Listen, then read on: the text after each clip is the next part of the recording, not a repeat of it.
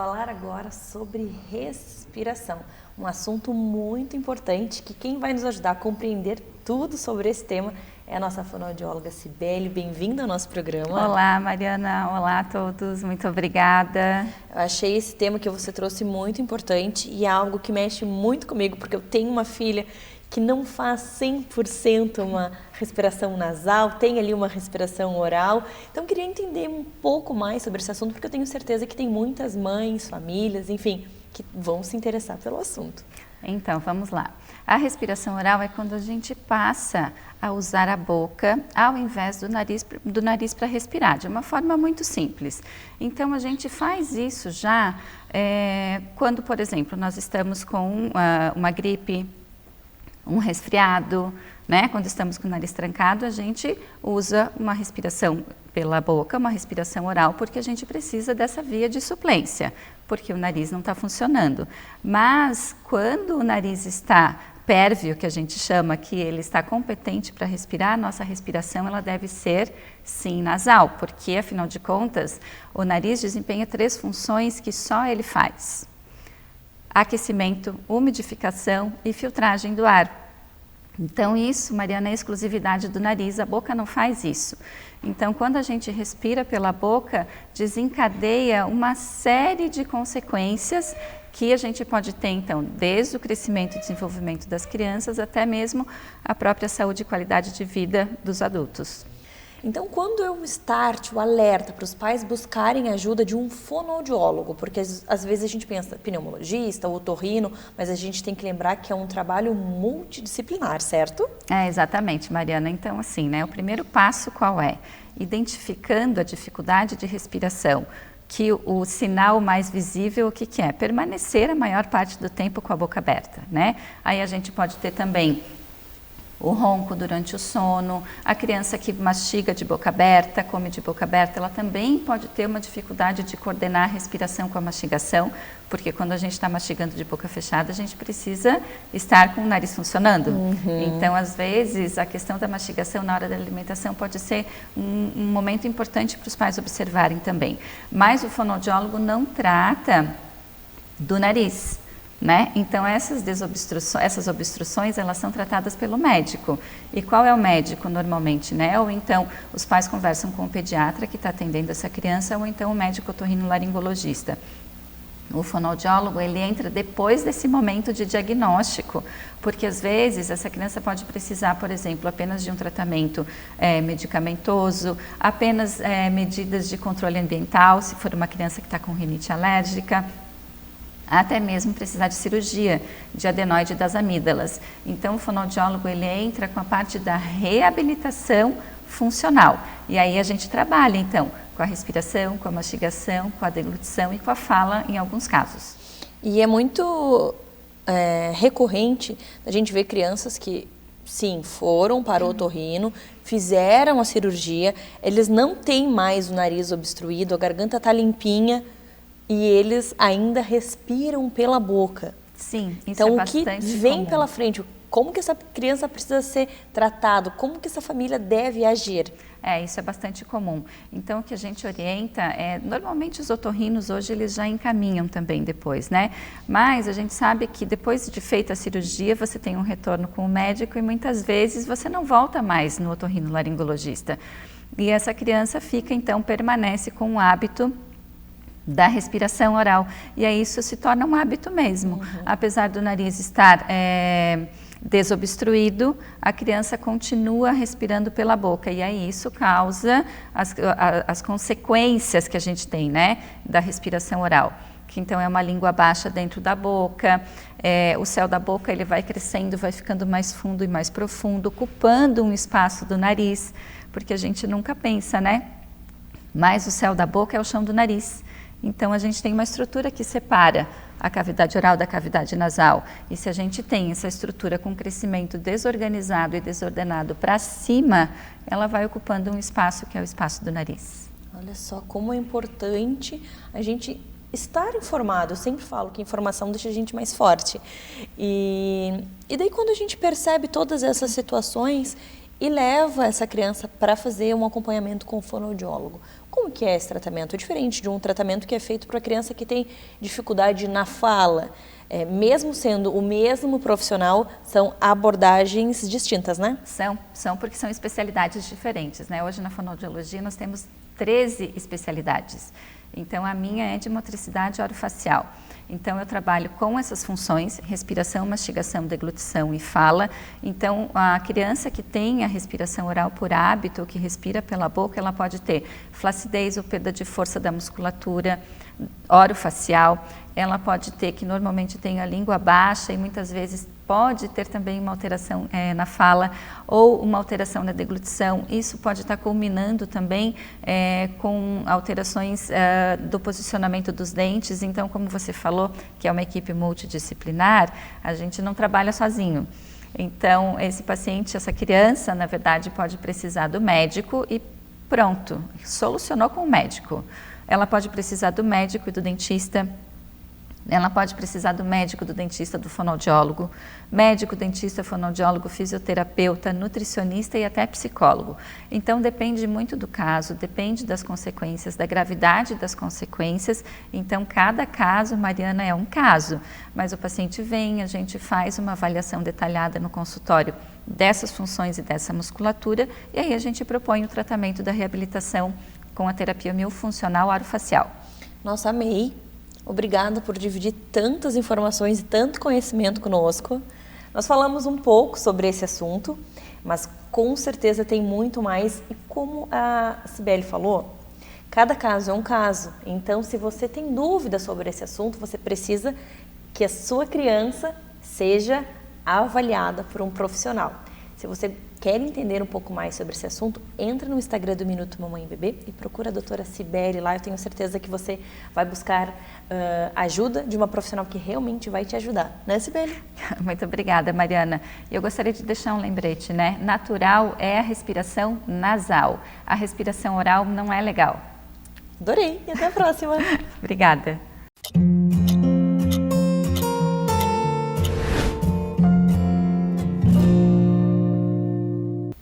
Agora eu vou falar com uma convidada super especial lá da Life sobre um assunto ainda mais especial, um evento maravilhoso que vai acontecer aqui em Florianópolis e que vai reunir diversos profissionais. Eu tenho certeza que muitas famílias e também muitos profissionais serão super beneficiados com os assuntos que serão abordados. Mas hoje eu quero entender, Michele, bem-vinda ao nosso programa. Obrigada. De onde que surgiu a ideia? Qual foi a demanda principal de criar esse congresso incrível? Bom, Mari, a Life Neurodesenvolvimento é um centro de neurodesenvolvimento. Então, lá nós ofertamos várias especialidades para atender a área neurológica. Diante desse mercado, hoje em evidência, grande parte pelo autismo e várias outras síndromes associadas, né, a todos esses transtornos, nós recebíamos os pais, a demanda desses familiares que não sabiam onde procurar esses profissionais e muito menos do que eles poderiam tratar. Diante dessa necessidade e dessa dor que a família tinha de não saber onde buscar, né, um tratamento adequado e como esse tratamento se desenvolvia, né, foi que a doutora Lisiane Fabres começou a mensurar todos os nossos, com os nossos profissionais e também com os nossos pacientes, essa necessidade. Diante disso, a gente une forças, né, com todos esses profissionais já renomados e especializados na área, para trazer à sociedade os profissionais da área, bem como os acadêmicos, um conceito mais amplo, né, dentro da neurociência e do neurodesenvolvimento. Olha só que interessante, né? Então, assim, a Life é um lugar onde tem diversos profissionais extremamente capacitados e lá crianças, adolescentes e pessoas com diversas síndromes, enfim, e necessidades especiais vão buscar atendimento. E suas famílias junto. Então, a ideia de ver as famílias ali às vezes perdidas, sem saber o que Que técnica é essa? O que isso está acontecendo? Por onde começar? Conhecer um pouco mais, aprofundar um pouco, né? O conhecimento, trazer domínio para que eles compreendam qual é o processo. Na verdade, tudo isso está muito atrelado à multidisciplinaridade e à interdisciplinaridade que a Life busca, né? Então, assim, o que é isso? Isso é trabalhar com várias especialidades ao mesmo tempo. A área neurológica pede isso e essa multidisciplinaridade e interdisciplinaridade traz resultados muito evidentes. E nós queremos trazer os especialistas para falar com essa sociedade, né? E deixar ela com um conhecimento mais amplo de tudo isso. Então, hoje não se foca mais em uma única... Uma andorinha não faz verão, sabe, Mari? Então, a gente precisa de um corpo clínico, de pessoas muito capacitadas, que sejam sempre atualizadas, para trazer um resultado ainda mais benéfico para o nosso paciente. Que legal. E vocês conseguiram reunir tantos profissionais maravilhosos. Me fala um pouco sobre essa busca desses profissionais. Como que ela aconteceu? Então, os profissionais, eles têm que ter um perfil, né? Na Life a gente tem uma área acadêmica que nos toca muito. É disso que a gente quer tratar, né? A gente não está lá só para prestar um serviço, a gente quer prestar um serviço de excelência. Porque o que a gente visa? O resultado, né? O resultado para a família, para o paciente, né? E para trazer para o profissional, ver o quanto o estudo dele, a atualização dele, tudo que ele busca profissionalmente, ele consegue reverter para aquela família ou para aquele paciente. Vendo os resultados, né? Vendo resultados. Então, a gente precisa muito que esses profissionais busquem estar atualizados, busquem novos cursos e, principalmente, estejam atentos a todos os novos métodos, né, e especializações, né? É aí que a gente entra para fazer o melhor trabalho que a gente puder. E aí, buscando esses perfis de profissionais atualizados, altamente capacitados, que a grande maioria já atende lá na Life, vocês foram captando esses perfis, esses profissionais, para montar o congresso. Isso mesmo. Na verdade, o congresso, são em torno de 50 profissionais, mas eles já são renomados na área. Alguns, a sociedade não tem conhecimento ainda. Nós trazemos para o congresso pessoas que possam falar sobre a parte do direito dessas crianças, né? Como eles podem ser assistidos. Então, nós temos advogados que vão estar lá palestrando sobre esses temas, né? Nós vamos ter rodas de conversa e bate-papo de famílias, né? Síndrome de Down, autismo. Eu vou dizer que o diagnóstico muitas vezes é o mesmo para todos eles, mas o indivíduo ele é único. Então, para isso, ele tem que estar personalizado. Então, nós não podemos falar para uma família somente, né, e generalizar. Então, tratamos o autismo igualmente. Não é, né? Para cada um tem uma particularidade. Toca diferente para cada família, né? Alguns têm mais dificuldade com o comportamento, outros com a área física, motora. Então, nós estamos em busca disso, dessa adaptação. E isso vem através da personalização. Quando a gente personaliza, o nosso profissional tem que estar altamente capacitado para atuar em todas essas frentes, não uma única. Nossa, adorei. E quero entender como que vai fazer para participar, o dia, horário, mas tudo isso a gente conversa no nosso próximo encontro e você fica aguardando que vem mais informações sobre esse maravilhoso congresso. Obrigada pelas informações e até a próxima. Agradecida, Mari. Obrigada.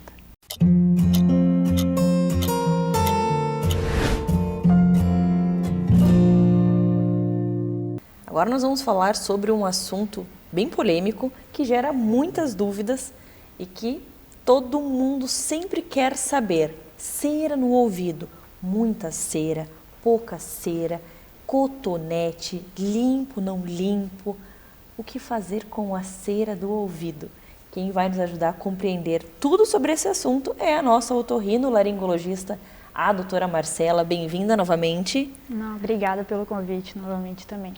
E aí, o que a gente faz com a cera do ouvido? Coloca cotonete? Sim, não? Proibido o uso do cotonete, tá? E é uma polêmica isso na casa de todo mundo, que foi criado com o avô mexendo no ouvido, com a mãe mexendo no ouvido, aí a gente deitando para a mãe mexer o ouvido, para limpar os nossos ouvidos, e no final tá completamente errado, né? E o que é o mais surpreendente de tudo é que, se vocês virarem no pacotinho do cotonete, lá fala escrito precauções, não inserir no canal do ouvido, né? Por risco de lesões ao tímpano. Eles também falam para não enfiar no nariz também, por risco de lesões. Eles mesmos anunciam, porque eles já devem ter tido muito problema com relação a isso, né? Mas é uma grande discussão, e quando chega no consultório, não, mas aí como é que eu limpo? E eu brinco respondendo, não limpa, deixa que a gente limpa, nós otorrinolaringologistas.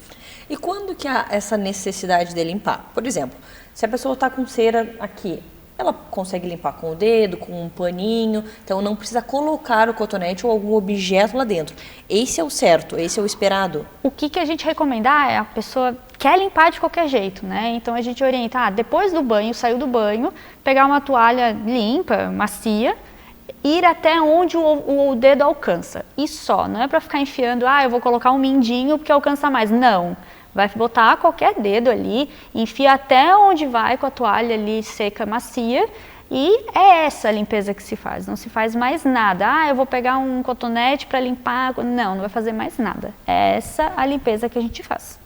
Perfeito. E agora sim, tu acabou falando da questão de quando que a gente tem que limpar, né? Uhum. Na verdade, depende do paciente. O paciente, quando tá uma cera em excesso ali dentro, ele vai sentir sensação de abafamento no ouvido, como se ele tivesse com o ouvido tampado assim, né? Ou embaixo d'água, ele sente essa sensação de abafamento, e aí vem nos procurar a maioria das vezes por isso, né? E tem gente que já sabe, que é um acumulador de cera de carteirinha, que de vez em quando bate lá no consultório, abafou, doutora, tá na hora de limpar. Então, tem uns pacientes que já sabem, já se conhecem, e tem os outros que ficam assustados e descobrem pela primeira vez que tinha que limpar o seu ouvido. Então, tem esse paciente que produz muita cera, e como a gente sabe que não pode limpar com o cotonete, ele precisa de uma ajuda profissional para fazer essa limpeza, porque afeta a audição. Diretamente, afeta a audição. Tem gente que vem como se, nos últimos dias eu notei que abafou, preocupado de estar perdendo a audição. Quando a gente tira a cera, é um alívio, né? Acaba resolvendo a situação. Tem gente que não produz nada e, digamos assim, é abençoado de ficar usando cotonete e nunca ter acontecido nada. Mas tem gente que usa e, quando usa, acumula cera. E aí, sim, o ideal seria procurar nós, otorrinos, porque nós temos materiais específicos para tirar todo tipo de cera. Dependendo, a gente tem que orientar para voltar em outro dia com a cera mais preparada para ser tirada. Não é... Isso é uma orientação bem importante. Não se aventurem por aí fazendo lavagens com pessoas que não são qualificadas, ou até o cone chinês, né? É um perigo o cone chinês.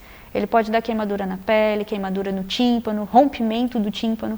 E, na verdade, esses pacientes não voltam para as pessoas que fazem o cone, e acabam chegando no otorrino, que nós tratamos as complicações. Então, um alerta, tá, gente? Se quer limpar os ouvidos, procura um otorrino. Olha só que importante, né? Uhum. E assim, o que é a cera? Ela faz parte? Ela tem que existir? Ela estar ali? A gente limpa o excesso? Fala um pouquinho para nós sobre isso. A cera, ela faz parte do nosso organismo, ela é uma substância que fica ali que protege o nosso ouvido, tanto de agentes bacterianos, infecciosos, mas até para o funcionamento ali do ouvido. Ele mantém lubrificado, de corpos estranhos, se acabarem caindo dentro do ouvido, ela segura para não chegar lá no tímpano, né? Então, e ela tem uma ação daí com relação aos agentes que eu tinha falado antes, bactericidas nela mesma, assim, né? Então, ela é fundamental, tá? E quando não tem cera, e tem os pacientes que não têm nenhuma cera. Normalmente não vou dizer que muitos desses pacientes, né, não vou falar como um geral, eles sentem que fica mais seco, às vezes uma pele mais descamativa, muita coceira. Então a falta da cera lubrificando, às vezes também gera problema. Então a cera é normal ter. Cera em excesso, que tem pessoas que não conseguem expulsar essa cera para fora, aí precisa de ajuda e tem que ficar limpando devido à questão do abafamento da audição. Entendi. Nossa, quanta informação preciosa, então agora você já sabe, cotonete no ouvido, não. Notou alguma diferença na audição? Vai no otorrino, ele é o profissional capacitado para fazer qualquer tipo de limpeza dentro do ouvido. É isso, doutora? É isso mesmo, tenham cuidado. Muito obrigada pelas informações e Imagina. até a próxima. Até.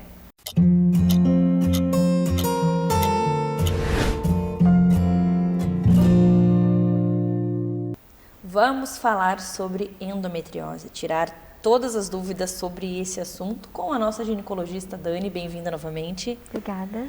Dani, endometriose é um assunto que a gente sempre tem dúvidas. Se fala, mas sempre tem pessoas com endometriose tratando, enfim. Então eu queria entender o que é a endometriose. Bom, a endometriose, assim, uma explicação bem superficial, tá? É que o que acontece? O nosso útero é como se fosse minha mãozinha fechada aqui, tá? Teoricamente, todo mês, a mulher que menstrua, essa camadinha de dentro do útero, ela descama e a gente menstrua, que é o sangramento que sai pela vagina todo mês. Por algum motivo que nós não sabemos o porquê, ainda a medicina não sabe explicar, e uma das explicações da endometriose seria essa: ao invés desse sangramento sair, ele pode se distribuir em qualquer outra parte do corpo, tá? Então ele pode ter foquinho no ovário, que fica do lado, ele pode ter foquinho na bexiga, que fica do ladinho na frente do útero, ele pode ter foquinho no intestino, e aí supostamente a paciente, quando ela vai menstruar, esses foquinhos também menstruariam e ela poderia ter sintomas fora dessa parte da cavidade abdominal aqui. Então, isso acaba trazendo muita dor, muito desconforto e perda da qualidade de vida dessa mulher. Então, assim, uma explicação mais superficial possível que seria da endometriose seria isso. Nossa, e quando a gente pensa em sintomas, além desses, assim, a mulher sente dor, como que funciona? A gente fala muito sobre dor na relação, é verdade? A mulher que tem endometriose, ela, claro, não necessariamente, mas na grande maioria dos casos, sente dor na relação? Então, essa é uma das coisas mais difíceis que fazem com que dificulte o diagnóstico da endometriose. Porque existe um número de mulheres que não tem sintoma nenhum. Ela não tendo sintoma, ela pode passar por uma vida inteira sem fazer o diagnóstico. E às vezes, como que ela descobre esse diagnóstico? Ela foi submetida a uma cirurgia abdominal por qualquer outro motivo e viu que tinha foco de endometriose. Essa mulher fez algum exame de imagem, por outro motivo ela descobriu que ela tinha foco de endometriose. Então tem muitas mulheres que acabam descobrindo a endometriose assim, sem querer, tá? E existem as outras mulheres que têm sintoma. Só que o que acontece, né? Que é uma outra coisa que poucas pessoas falam também.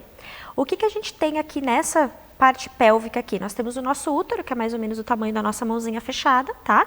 Em cima a gente vai ter a bexiga, praticamente aqui, e o resto da nossa barriga é praticamente intestino. E intestino causa bastante desconforto. Então, tem muitas de nós que sentimos desconforto abdominal e aí, às vezes, é feita uma investigação para endometriose. Essa mulher não tem endometriose, ela tem gases, ela tem intestino preso, ela tem intestino inflamado. Isso é super comum. Então, quando a gente tem um quadro clínico compatível com a endometriose, que eu já vou te falar, a gente tem que ficar atenta também ao funcionamento intestinal dessa mulher, porque os sintomas se confundem muito facilmente, tá? Agora, vamos pensar assim em quadros clínicos específicos de endometriose. Um dos sintomas é a dor na relação. Essa mulher, geralmente é aquela mulher que chega no consultório e fala assim: Dani, eu tenho cólicas muito fortes desde a minha primeira menstruação. Sempre foi assim. Tá, e você toma algum remédio e alivia? Na maior parte das vezes não. Então, esse aí é o quadro clínico mais tradicional da endometriose. Aquela mulher que sempre teve muitas cólicas e isso influenciou na qualidade de vida dela. Mas esse não é o único sintoma. Então, é uma série de sintomas. É dor na relação, é dor ao evacuar, sangramento na urina, é sangramento disfuncional. Só que isso também cursa muitas vezes com outras alterações. Por isso que a gente tem que estar muito atento quando a gente está buscando um diagnóstico de endometriose. Tem os exames que a gente vai pedir. Agora, às vezes essa mulher tem vários sintomas e isso não é uma endometriose. Então a gente tem que cuidar muito com isso. Por quê? Porque senão essa mulher vai manter os sintomas dela e a gente não vai conseguir tratar. Olha só que interessante. E quando a gente pensa, Dani, justamente no tratamento, como que é feito esse tratamento? Então, tem várias formas de tratamento, né? O tratamento que sempre foi mais utilizado, é o mais antigo e o mais comum até hoje, é principalmente o uso da pílula anticoncepcional, pensando no quê?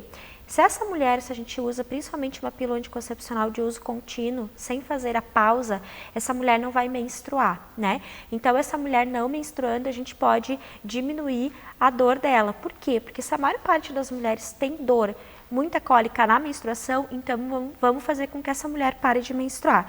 Hoje esse é o tratamento mais comum e o que se faz com a maior parte das mulheres.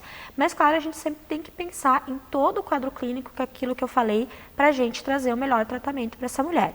Existe tratamento cirúrgico sim. Agora, a base do tratamento, que também ainda é muito pouco falado, a gente tem que lembrar essa mulher que uma das explicações também de endometriose está associado a focos inflamatórios.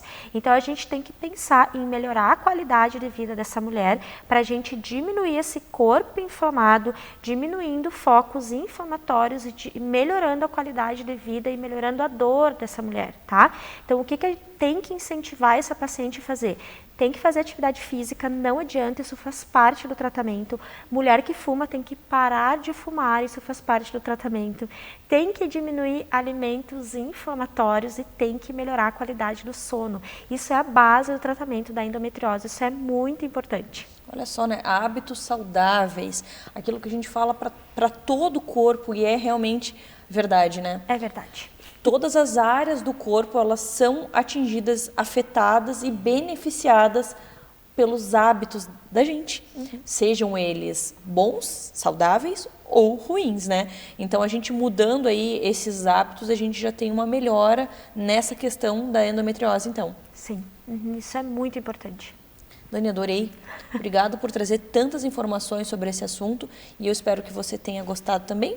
Até a próxima. Eu que agradeço a oportunidade. Até a próxima.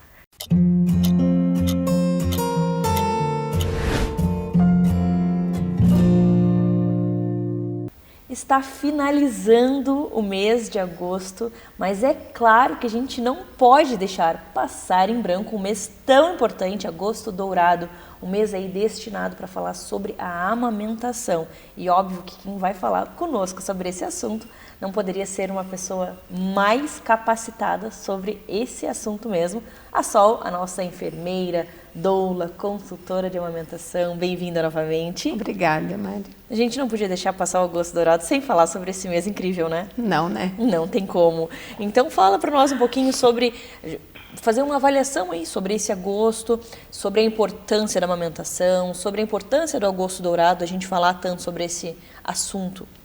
É uma pena, Mari, que assim, as pessoas focam muito no agosto, né?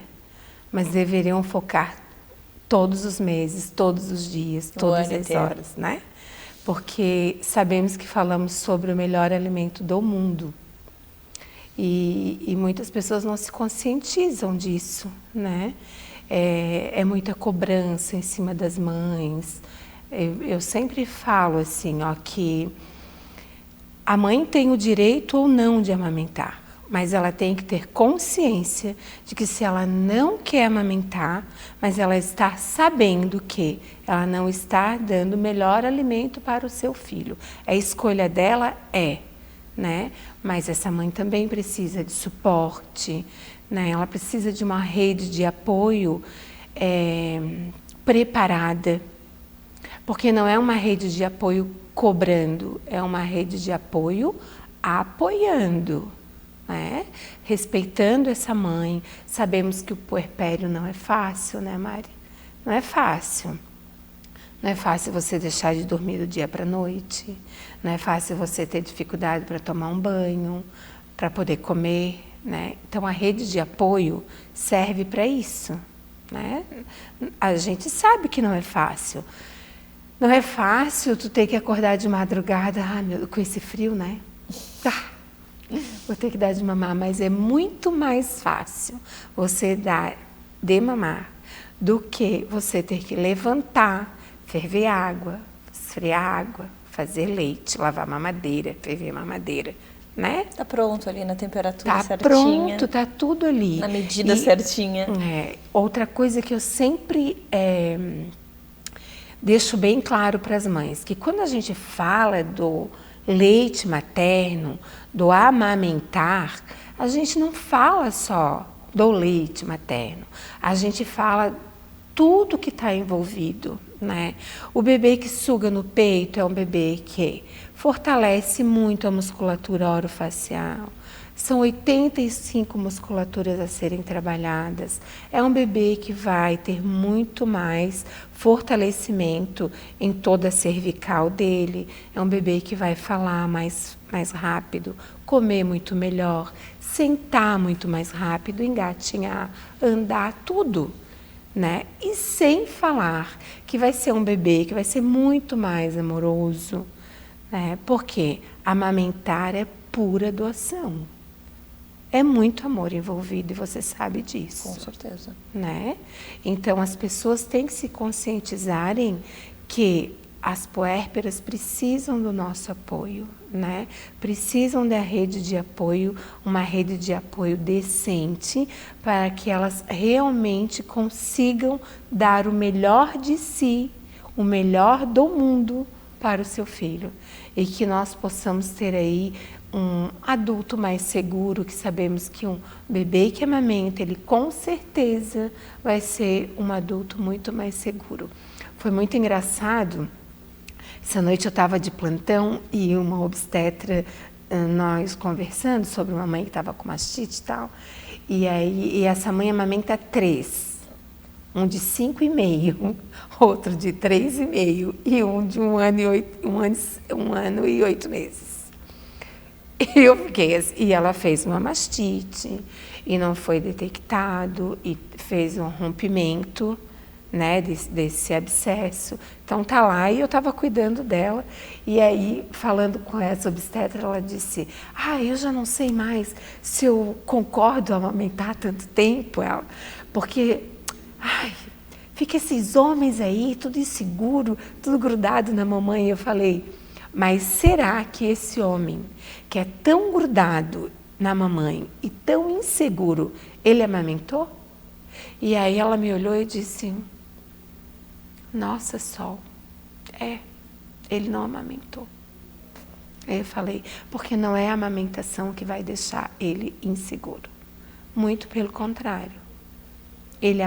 Se ele amamentou, ele com certeza seria um homem muito mais seguro, porque é um homem que recebeu muito amor. Não é que uma mãe que não tenha leite ou que tenha muito pouco, né? Sem falar nas translactações e relactações que a gente faz para que, né, estimule essa produção e tal. Sem falar nisso, mas às vezes a mãe não tem estrutura para seguir fazendo uma relactação, né? Não tem estrutura para ir lá extrair e botar no potinho, botar na sondinha, botar no peito. Tem mãe que não tem destreza. Não é que esse filho não vai ser amado, não é isso. Mas é comprovado que o bebê que suga leite materno direto no peito, ele é um bebê, vai ser um adulto muito mais seguro, isso é comprovado. É uma pena que amamentar não é fácil. E não é fácil, Mari. Não adianta a gente romantizar. Amamentar não é fácil, mas é muito possível se tiver uma rede de apoio, sabe, que realmente apoie. Se essa mãe tiver condições de procurar um profissional, pedir ajuda, esse profissional realmente se dispor, se doar, né? Porque a gente sabe que tem profissionais e profissionais. Então, essa mãe precisa de apoio. Quando a gente não tem apoio, eu não consegui amamentar. E eu consegui porque eu tive você. Tá vendo? Até me emociona. Não, mas é verdade, porque realmente foi algo que, se eu não tivesse te encontrado, eu não teria conseguido seguir a amamentação. E foram 4 anos. Foi muito difícil. A minha filha mamava sangue e a Sol simplesmente estava ali. E ela disse, eu vou te ajudar. E realmente me ajudou, e me mostrou, e me ensinou, e me atendeu. E sem querer nada em troca. Simplesmente ver uma mãe conseguir realizar um sonho e uma criança mamar. É muito gratificante. E nesse agosto dourado eu queria te agradecer por tudo que você fez por nós. Obrigada. Eu que agradeço. E que você tenha a chance de encontrar um sol, uma Sol na sua vida também. Até a próxima. Até.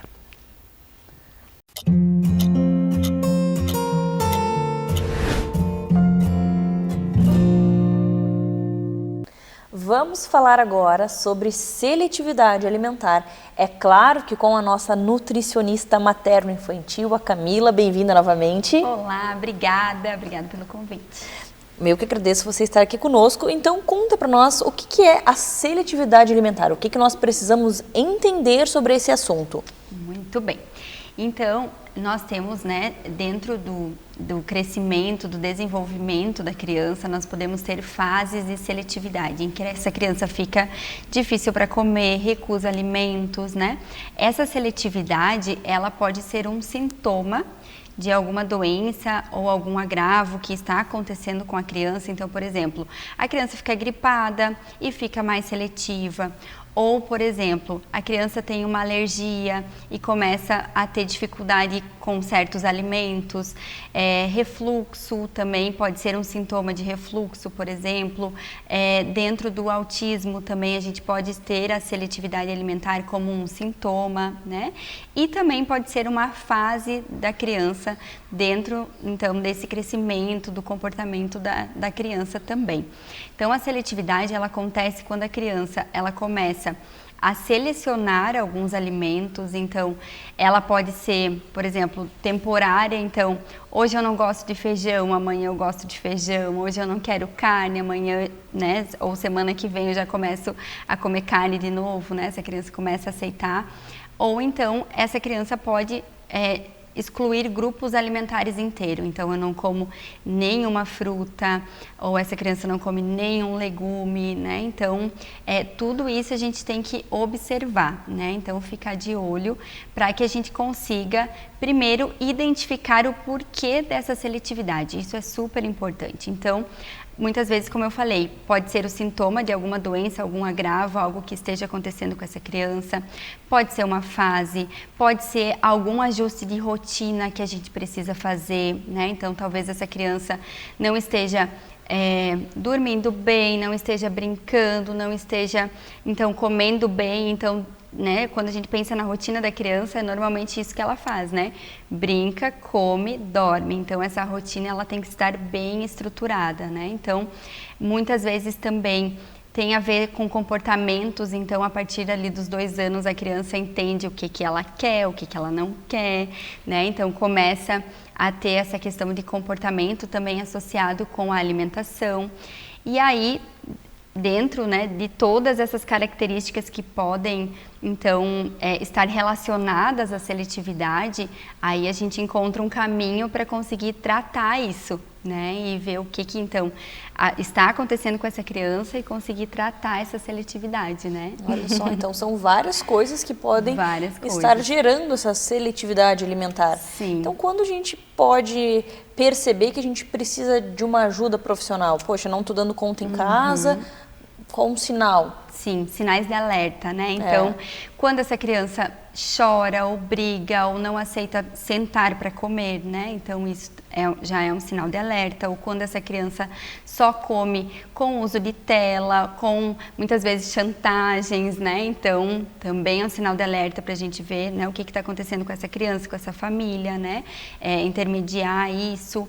Então, quando essa criança, como eu falei, exclui grupos alimentares inteiros, então não como nada de fruta, ou essa criança não come nada de carnes, né? Ou essa criança não come nada de legumes, então também é um sinal de alerta. alerta, né? Então, quando a criança começa a recusar, né, as alimentações e pedir logo algo em troca. Então, isso é muito comum acontecer. A criança não quer almoçar, mas ela está com fome, né? Mas ela não quer almoçar e logo depois ela, mãe, estou com fome, quero comer alguma coisa. Ou quero tomar mamadeira, por exemplo, né? Ou quero um biscoito, as coisas que a criança prefere. Então, também é um sinal de alerta, né? Então, por que essa criança não está almoçando e está fazendo essa troca por coisas que são mais gostosas para ela ou mais fáceis, né? Como mamar, que é mais fácil ali de encher a barriguinha, né? É rápido. Então, esses são os sinais de alerta importantes. E além disso, a gente pode ter também, né, dificuldades de crescimento ou de ganho de peso dessa criança. Então, baixo apetite, ou alterações de exames, né? Então, por exemplo, a anemia é uma questão que está relacionada também à seletividade, a baixo apetite, né? Então, tudo isso a gente tem que ficar sempre alerta.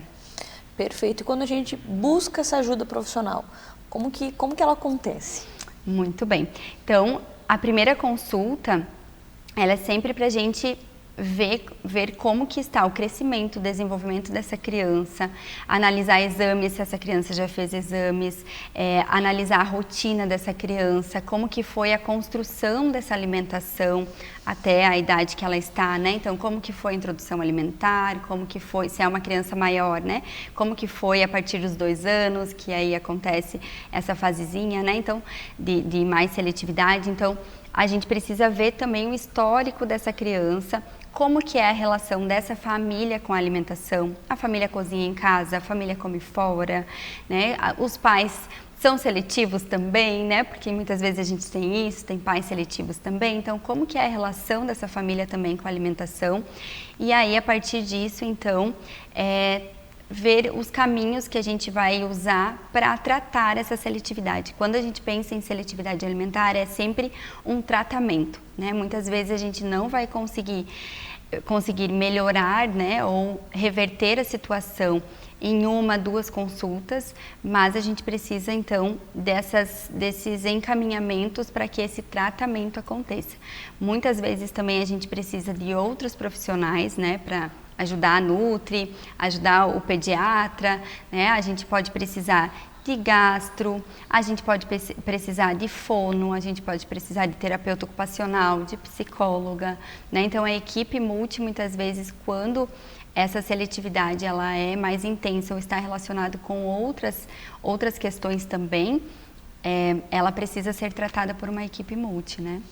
Perfeito, adorei as informações. Obrigada. Obrigada por dividir conosco tanto conhecimento, tanto conteúdo e até a próxima. Até a próxima, até mais.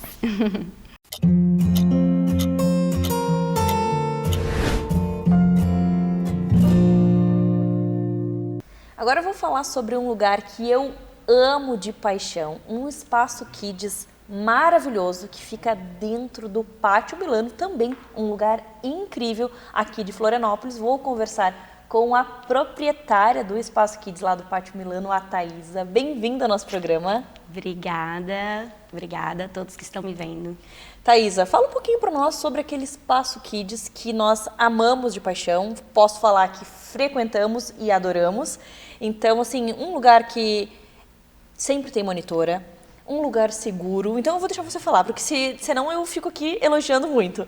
Então fala para nós um pouquinho assim, quando que começou lá, né? Quando que vocês montaram, qual foi a ideia e apresenta para nós o Espaço Kids do Pátio Milano. Bom, vamos lá, você resumiu bem rápido e fácil. É uma ideia de espaço seguro, para que o pai aproveite enquanto a criança está ali se divertindo em segurança. Então, fica num espaço muito agradável, o Pátio Milano, no centro da cidade. Então, é muito fácil, né, de localização.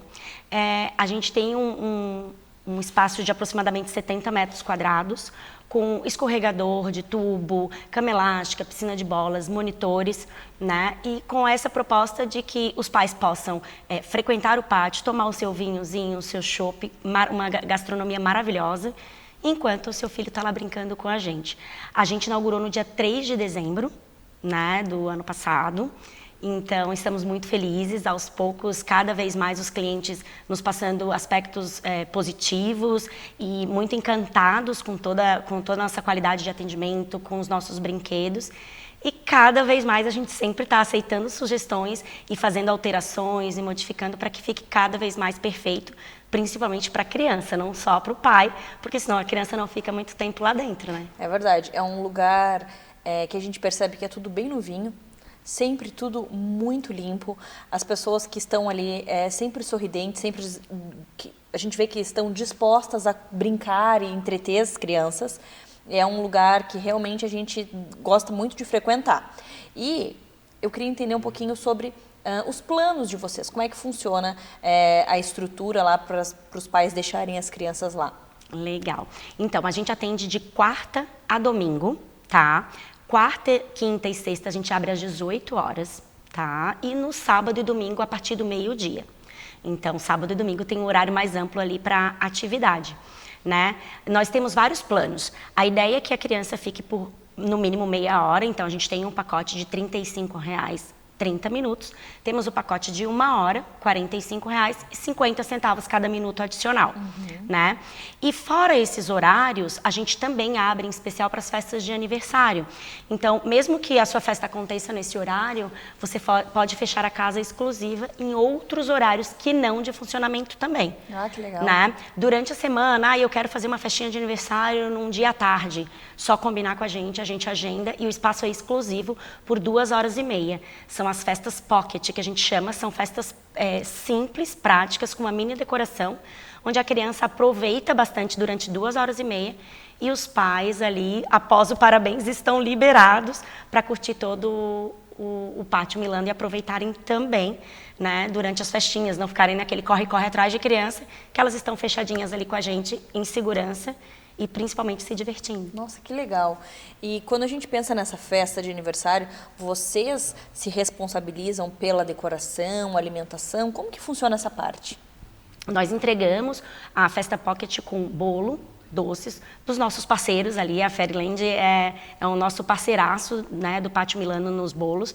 Então, eles nos entregam os bolinhos ali já prontos. Nós montamos uma mini decoração, então isso a gente já entrega pronto. Uma mesa mini decorada, né, uma decoração, uma mini table que a gente chama. As crianças ali vão ter o parabéns.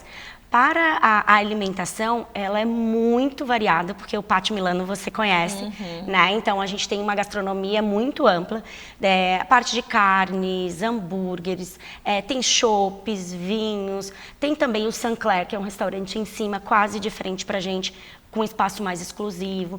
Então, a gente tem vários exemplos, né, e tipos de gastronomia.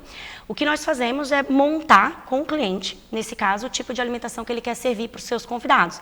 A Pães Gentis é a padaria lá do pátio, que eles são maravilhosos, então eles conseguem sentir do cliente e fazer algo bem especial. Então, algo mais saudável para as crianças, né? Uns mini sanduíches, mini hambúrgueres, tudo com o que mais a criança gosta. Bem personalizado. Bem personalizado, livre de frituras principalmente. Então, um kids bem saudável ela consegue montar para a gente.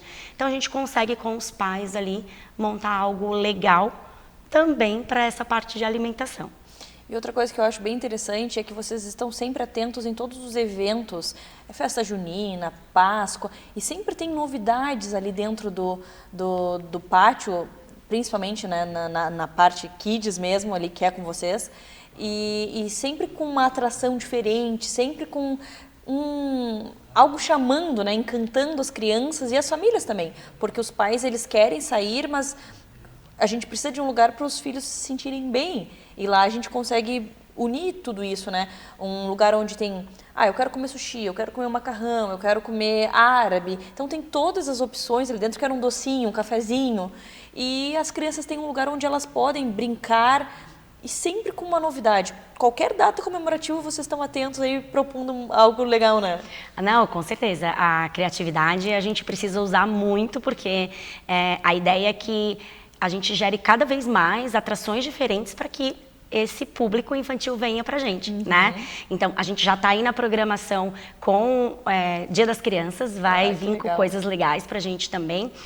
Halloween, a gente está com uma programação para o Halloween imperdível, então a gente vai criar algo bem legal com a Casa Ercílio Luz, que fica atrás, onde a gente vai criar um cenário de uma lenda, para que as crianças consigam ter uma experiência diferente, né? De uma casa aterrorizante, mas ao mesmo tempo cheia de magia, né?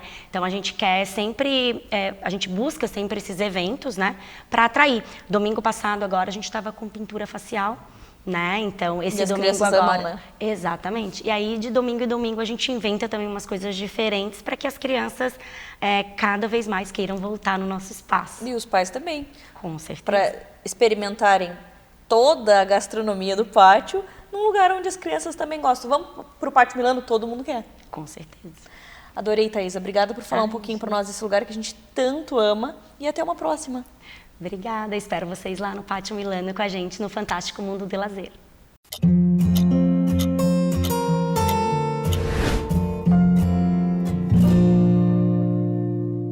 Agora eu quero te apresentar uma nova integrante do Minuto Mamãe e Bebê, nossa dentista, doutora Monique. Bem-vinda ao nosso programa. Muito obrigada, Mariana, pelo convite, por esse espaço, né, que acolhe essas mulheres, essas mães, esses profissionais que cuidam da saúde, cuidam da família, né? Verdade. Muito obrigada. É um prazer. Muito bom ter você aqui conosco. E para a gente começar a sua apresentação, eu quero entender um pouquinho sobre o teu trabalho, o que você faz, por que você escolheu esse universo. Conta tudo para nós, para a gente te apresentar para os nossos telespectadores.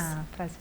Então, meu nome é Monique Machado, né? É assim que profissionalmente eu sou conhecida.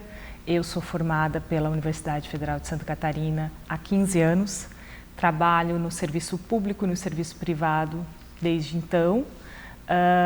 Sou dentista, apaixonada, né? Eu gosto muito da minha profissão, não sei o que faria se não fosse ela. A odontologia, ela realmente me realiza muito profissionalmente, assim, e não só profissionalmente, mas como ser humano, como cidadão, enfim, eu realmente sou muito apaixonada pela minha profissão. Que legal, e isso faz toda a diferença no dia a dia, né, no trabalho. Total, assim, é clichê, mas é real, né? Quando você gosta daquilo que você faz, você coloca amor. Se você coloca amor, você diminui o peso da obrigação, da responsabilidade, do compromisso. E me fala um pouquinho sobre a tua área de atuação. Você falou que trabalha na rede pública e na rede privada. Então, na parte privada, você tem um consultório, o que você atende? Atualmente eu atendo tanto na Trindade quanto no centro, né? Eu atuo principalmente na área de endodontia, que é popularmente conhecida como uma especialidade que trata o canal, né? Eu trabalho também fazendo cirurgia oral menor, trabalho fazendo prótese, mas de maneira geral, assim, o que eu mais atuo e desde formada é com a parte da endodontia. Então, você falou que você tem 2 locais para os telespectadores que estão nos acompanhando, se precisam fazer esse tratamento de canal, eles te encontram na Trindade e e no centro. No centro, isso. No centro eu estou trabalhando na Clínica Vivar e na Trindade na Clínica Afeto, Estúdio Odontológico. Olha só que bacana. E me fala um pouco do teu dia a dia, da rotina como dentista, dos desafios, da felicidade de tratar um canal, que a gente sabe que é algo que incomoda muito as pessoas, e quando você conclui esse trabalho, você leva até essa pessoa a qualidade de vida, né? Sem dúvida, é recompensador mesmo. Às vezes eu brinco com o paciente porque no final do tratamento eu vou lá toda feliz e mostro a radiografia para ele e ele pouco entende. Eu digo, eu acho meio ingrato, porque né, todo mundo quando você termina um trabalho estético sabe reconhecer o valor. Nem todo mundo sabe reconhecer o valor da endodontia. Somente aqueles que sentiram a verdadeira dor, né? Então eu brinco com o paciente, se a senhora está dizendo que está ok, está tudo ok, mas é gratificante demais. Essa semana eu tive um relato de uma paciente, foi engraçado, ela disse, a doutora Monique, ela é uma anja, ela é ninja, ela fez tudo, eu estou sem dor, ela pôde viajar sem dor. Então, esse é o valor mesmo, né, da tua profissão. É o que você consegue fazer pelo outro que te procura, acreditando no teu trabalho, depositando a responsabilidade ali, né? A confiança realmente é muito recompensador. Que legal. E quando você falou ali no começo de como pessoa, né, essa contribuição para a felicidade, para a saúde, para a qualidade de vida daquele paciente que foi até você, às vezes com dor, às vezes, né? E saber que você pôde proporcionar isso, eu acho que deve ser a maior gratidão, assim, para o profissional que trabalha nessa área. Sim, como toda profissão, tem altos e baixos, tem dias bons, tem dias ruins, né? Você vai encontrar os desafios, mas às vezes essas pequenas demonstrações são pequenas, como eu posso dizer, sinais. Parece assim, não, você está no caminho certo, é isso mesmo, né? Porque eu sou mãe, né? Eu sou mãe de gêmeos, então estão com 3 anos, o Antônio e a Marina, e é um desafio você conciliar a vida profissional com a vida familiar, né? Com certeza, às vezes dá uma vontade de dizer assim, eu não sei o que eu faço, parece que não está dando nada certo, né? Parece que não estou fazendo. E aí esses pequenos sinais te mostram, não, tá tudo bem, aqui você também tem que estar. Ou então tu chega em casa, aquele abraço, mamãe, aqui eu também tenho que estar, né? Então, você entende, você também é mãe, você sabe exatamente o que eu estou falando, né? É verdade. E daí a gente percebe que depois da maternidade nós precisamos nos sentir completas e o nosso trabalho faz parte da nossa vida também. Total. E quando a gente consegue contribuir para outras pessoas, aí faz todo sentido, né? Eu estou conseguindo criar os meus filhos, consigo trabalhar e contribuir com outras pessoas também, então daí tudo fica completo, né? Completo. Eu acho que é realmente muito recompensador, assim, eu friso nessa palavra porque é como eu me sinto, assim. Sim. Nem sempre, nem todo dia, nem todo momento, mas com certeza o resultado final que eu tenho da minha profissão com certeza esse valor, assim, que eu tenho. Legal, doutora. Obrigada por dividir um pouquinho da sua história conosco, um pouquinho do seu dia a dia e até a próxima. Muito obrigada, querida. Foi um prazer.